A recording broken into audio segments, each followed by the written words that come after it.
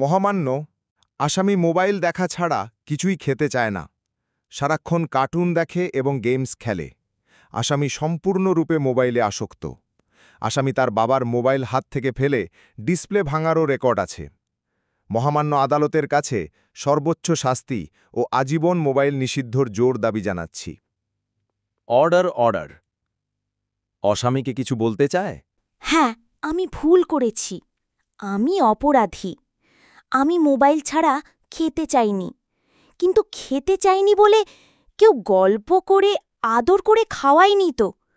আমাকে মোবাইল দিয়ে বুঝিয়েছে। আমিও বুঝেছি। তাই এখন মোবাইল ছাড়া খাই না। কিন্তু তুমি তো মোবাইলে গেমও খেলো। আমার তো খেলতে ইচ্ছে করে। কেউ তো আমার সাথে খেলে না, খেলতে নিয়েও যায় না। এখন আমি কি করব? Order order. মন দিয়ে শুনুন। দোষ দেওয়ার আগে একবার নিজেকে প্রশ্ন করুন, আপনি তাকে কতটা সময় দিয়েছেন? সন্তানকে সময় দিন, ওর সাথে খেলাধুলো করুন।